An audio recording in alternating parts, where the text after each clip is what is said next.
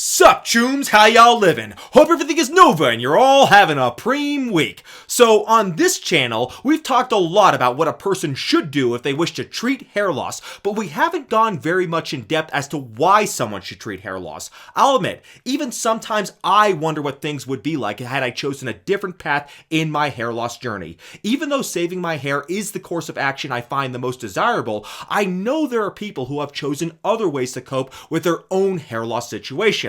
On one hand, you have channels like Haircafe who provide motivation and help people who have already lost their hair build confidence as well as acceptance towards their newfound identity, and that's of course perfectly fine. People who are bald don't deserve to feel like shit all the time, and I am glad they have a community where they can find motivation and acceptance amongst their peers. However, one has to ask themselves, is hair loss's impact on one's quality of life merely a matter of one's perception? Oftentimes, we're told that the only person who cares about our hair loss is ourselves. So would people like me, as well as the millions of others who have chosen to fight against hair loss, be better off if we were just to accept nature and just shave it, bro? Well, interestingly enough, the answer to this isn't purely subjective. As a matter of fact, we have some concrete, objective data exploring this very question. Ultimately, though, it is up to everybody to make up their own mind about what is best for themselves, and if people ultimately decide that saving their hair isn't worth the effort, I don't hold that decision against them.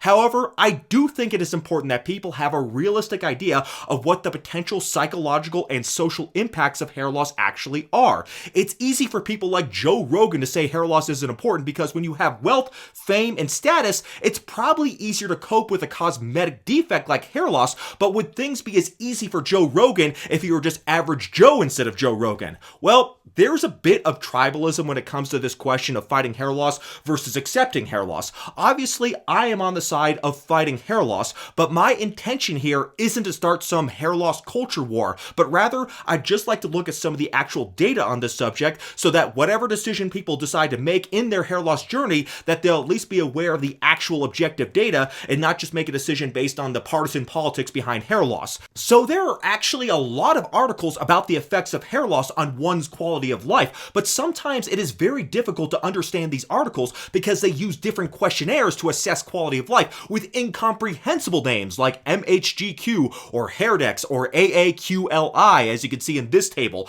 Nobody knows what any of this means, so it's no surprise very few people have taken the effort to interpret any of this data. So if you read a study and they say something like someone had a WHGQ index of say 33.2, what does that even mean? Unless we are experts in these psychological measurements, we have to leave it up to the authors to interpret these numbers. So sadly, this data is incomprehensible for most people. So rather than take our usual balls deep dive into these studies, today we're going to try something different and look at a bird's eye view of the data on the psychosocial effects of losing your hair and just try to get a general gist of the research. And we'll see from the data I'm about to present here that losing your hair is not just a cosmetic problem, it literally affects everything in your life. So to get this bird's eye view, we will look at an article published in 1999 that provides an overview of the research on hair loss and quality of life. There have been some articles published more recently on this topic, but from what I can see, these newer articles just reinforce what was known in 1999. Things haven't changed that much since 1999 regarding the effects of hair loss on quality of life. So if anything, with the onset of social media and men becoming increasingly left swiped, I think things have gotten worse for people because more and more people are being judged simply by how they look. No matter what your other merits may be, if you don't pass the first impression step, then you'll never be able to charm anybody with your wits, humor, and endearing personality. So here is the 1999 article in question, and I'll post a link to it below if you want to read it yourself. But anyways, this is a review article covering a lot of studies, so we'll go over some of the high points of it. First off, the article mentions how important hair has been throughout history as a symbol of health, youth, and potency. For example, in the biblical story of Samson and Delilah, the hero of the story, Samson, has all his strength depend on his long hair, and if that hair is cut, he loses his strength. In the story, his hair is cut by his enemies while he is asleep, and indeed, he loses all of his strength. So here we have hair linked to physical physical strength, even though in reality we know there is no link between the two. Also, hair is really a symbol of your individuality. Hair is what makes you, and you are unique. Criminals, prisoners of war, and military recruits have their hair shaved to reflect their loss of individuality, as well as their submission to authority. Monks and priests may shave their heads as a symbolic act of showing submission to their gods, as well as their commitment to celibacy. They are making themselves less attractive deliberately to women by shaving their own heads. Native Americans would also scalp their enemies as a symbol of their bravery, and in a sense, they were removing something precious from their victims, which is of course their hair. Even though various cultures and societies have different reasons for removing someone's hair, a common characteristic of it across all these cultures is that it is dehumanizing. It takes away something that grants a human their individuality and independence as a means of making them subservient to a higher power or authority. Across all cultures, there is a strong emphasis on youthfulness, and so there has always been a lot of products and services promoting hair growth and hair replacement. 99% of all this is absolute broccoli promoted by hairline fraud cells and snake oil salesmen, but today we're blessed to actually have treatments that work, like finasteride and minoxidil. It's important that people be aware of these treatments as opposed to the scam treatments that are even more prevalent now than they used to be, especially since these scam products often market themselves by spreading fear about legitimate treatments rather than sell themselves based on any scientifically grounded merit of their own. So the article here mentions a few studies where researchers looked at the effects of hair loss on social perceptions. In a study from 1971, people were shown sketches of balding men, completely bald men, as well as men with good hair. The sketches of balding men were assessed as weak, inactive, and less potent, while sketches of bald men were rated as unkind, bad, and ugly. Men with full heads of hair, on the other hand, were seen as the most handsome, virile, and active. A different study using the same methodology and contrast showed that men drawn as bald were seen as more stable, conscientious, and intelligent. So some props for balding men there. However, in the same study, men drawn with hair were rated as more attractive, more agreeable, and younger. So it still looks like having hair was better overall, at least in this particular study. Now, I know what you're all thinking. Drawings aren't the same as real people. So fortunately, these same experiments were repeated with photographs of men with androgenetic alopecia as well as men with full heads of hair. Other than the status of their hair, the men were matched in age and other physical characteristics, so they weren't comparing ugly men with hair to good-looking bald men and vice versa. All these subjects had similar facial attributes except for their hair. Both men and women, when they looked at these pictures, rated the balding men as older and less physically attractive, as well as less likable than the non-balding men. The only factor not affected by balding was perceived intelligence. So maybe by being bald, that makes you look smarter, and I suspect maybe that's because bald people look older, and oftentimes we associate age with wisdom. However, overall, being bald is quite a negative factor for physical attractiveness, and subsequent studies have confirmed these findings. In fact, just this year, a study was published, which I'll link below, that used artificial intelligence to create images of people, and they created versions of the same faces with and without varying degrees of hair loss. These images were sent to 2,015 people who each evaluated one randomly selected image. The subjects were asked questions about the person in the image. The results showed that the negative impressions of these images increased with the amount of hair loss, even though the faces were exactly the same. Another study looked at men in public office in the United States. There was a much lower prevalence of hair loss in politicians than was seen in the general population. So apparently, having a good head of hair helps you get elected to public office. Even the last two presidents of the United States have taken measures to preserve their hair. Joe Biden has had a hair transplant, and we know that Donald Trump uses finasteride. So this does suggest that hair affects the popularity of politicians, at least in the United States of America. So moving on, the authors next reported a study looking at the frequency of young people with hair loss who were bullied by their peers. This study found that 45% of young men with modest hair loss reported being bullied for it, and 79% of men with severe hair loss reported bullying as well. Yet another study of bullying showed that of men seeking medical treatment for androgenetic alopecia, 60% of them reported having been bullied about their hair loss. Now, of course, I don't believe anyone deserves to be bullied for their hair loss, but these are just the facts of life right here. People who are more bald are more likely to be bullied. That's not fair, but that's just the reality of the world we live in. So, as it turns out, hair loss doesn't just have a negative impact on how others see you, it also affects your own self-image. As you might expect, there are a number of studies on this very topic, and most of them showed people with hair loss feel more stress, have poorer body image, have poor satisfaction in life, and even have a higher incidence of personality disorders. For example, in a study of 145 men with various degrees of hair loss or normal hair who were not seeking treatment for their hair loss, questionnaires revealed the men with greater degrees of hair loss had more stress from feeling less attractive and were more socially self-conscious. They were also more preoccupied with their hair loss and often made efforts to conceal or compensate for or otherwise cope with their own hair loss situation. However, there were not differences in self-esteem, social anxiety, or sexual confidence between men with or without hair loss in the study. However, another study of 182 men from the United Kingdom did show that hair loss was associated with poor self-esteem and body image, as well as greater depression, introversion, and neuroticism. It's interesting because these are attributes that are often associated with symptoms of so-called post-finasteride syndrome, yet as it turns out, hair loss itself is what is causing these symptoms, so we really should be calling it pre-finasteride syndrome, since getting on finasteride and stopping hair loss is the best way to stop all these horrible things from happening to you.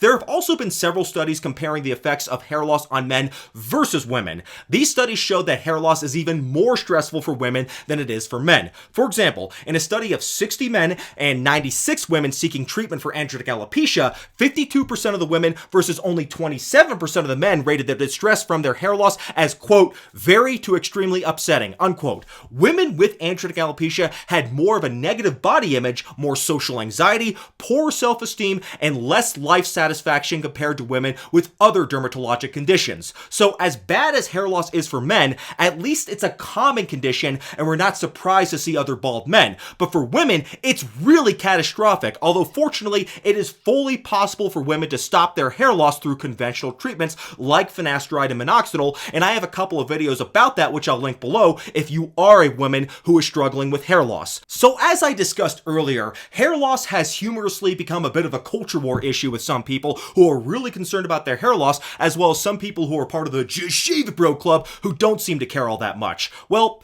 there have been studies looking at individual differences in the psychological response to hair loss, and the results aren't that surprising. The variables that predict more distress from hair loss were found to be younger age, earlier onset of hair loss, and being romantically unattached, meaning men who have never slept with or touched a woman before in their entire lives.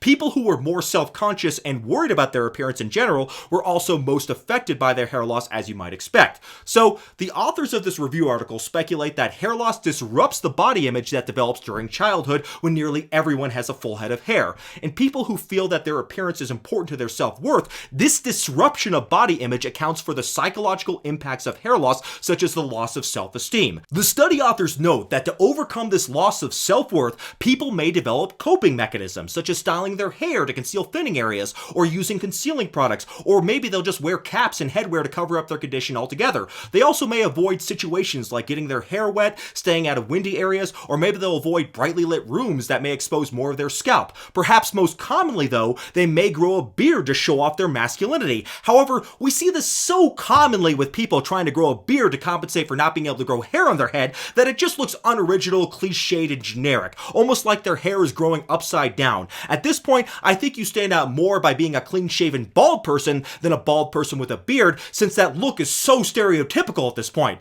Besides growing a beard though, another common tactic is to hit the gym and try to bulk up. There is nothing wrong with this, of course, as strength training has many health and longevity benefits. However, this can only go so far, as facial aesthetics, especially the hair, are considered the most important characteristics in terms of physical attractiveness, as shown by the studies I have already gone over. What is most paradoxical though, is most balding men will try to hide their hair loss by just shaving it, bro, and they act like this is the way of embracing baldness somehow. But if they were really embracing baldness, why would they bother shaving it off to begin with? Why not just grow out that horseshoe and rock it Hayachi Mishima style if they're okay with their genetic hair loss? When people shave their head, to me it looks like they're trying to hide their hair loss rather than embrace it, but sadly for them, they're not fooling anybody. A shaved head of hair is not the same thing as a bald head. And in fact, a shaved full head of hair actually looks really good on a lot of people, and it doesn't look anything like a shaved horseshoe since the top of the scalp is shiny and barren.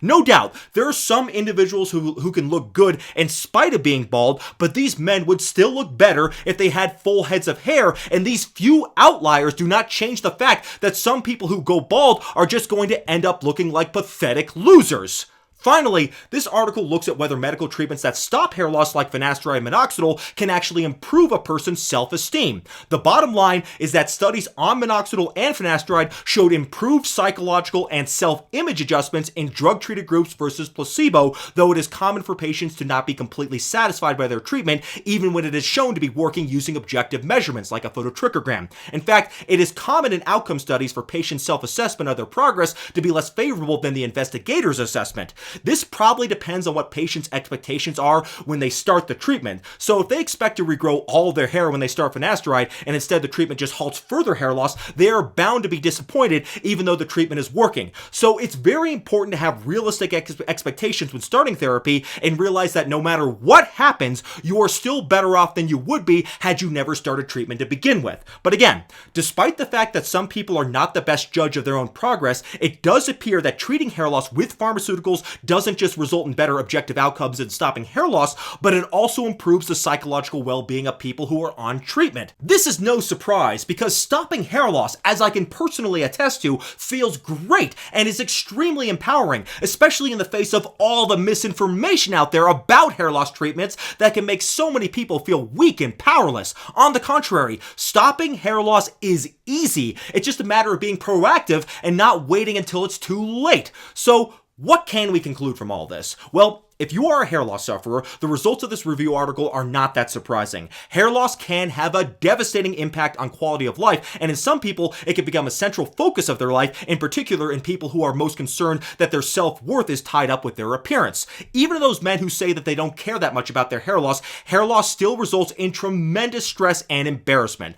Also, studies show that the impact of hair loss is even worse for women than it is for men, although the emotional impact of hair loss is devastating for both sexes. Finally, we also can conclude from all this research that medical treatment for hair loss not only stops hair loss, but can also improve feelings of self-worth as well as self-esteem. So the benefits of stopping hair loss are not just superficial, they are also objectively beneficial to your psychological well-being as well as your social status amongst your peers. Simply put, stopping hair loss improves the quality of your life, and not stopping hair loss makes your life worse. So if you want to maintain your quality of life, you have a much better chance of doing so if you save your hair. The fact that there are outliers that exist, such as bald men who are rich, happy, and successful, doesn't change this fact. It just proves that outliers exist, which is something that applies to virtually every rule out there in existence. So, like I said at the beginning of the video, I am all in favor of bald people finding means to cope with their condition. Bald people absolutely deserve to be happy, and they shouldn't be bullied for being bald. However, considering the overwhelming evidence which suggests how strongly the quality of someone's life is correlated with having a full head of hair, why let yourself go bald to begin with? Especially since we have at our disposal two extremely effective and safe drugs which can stop hair loss and even regrow some hair like finasteride and minoxidil, especially when they're both used together. What I think is especially tragic and frankly rage-inducing is that a lot of people who go bald aren't going bald because they prefer the bald look, but because they are so afraid of the side effects of finasteride that they never even start treatment. But if you look at the actual evidence, you'll find that the alleged side effects of finasteride, such as depression, reduced quality of life, and even erectile dysfunction, apply more to people who go bald, especially when you realize that erectile dysfunction is strongly correlated with depression. So, are there risks with using finasteride? Sure, but you also need to take into account the risk of going bald, which will almost assuredly have a negative impact on your psychological health and your social life, whereas finasteride only has a trivial risk of causing side effects. Factoring into the risk to benefit ratio of going bald versus going on finasteride, I think the risk of going on finasteride is much lower. At least that's the judgment I ultimately came to when I finally sat down and looked at all the data, and I can safely say I have zero regrets about that decision. Had I not gone on finasteride and gone bald, I could say with the utmost degree of confidence that I would have deeply regretted that decision, and as grateful as I would be towards the communities out there designed to help bald people cope with their condition, I don't think it would have been enough for me, and that is why I am so grateful that finasteride exists. See you next time, Jooms.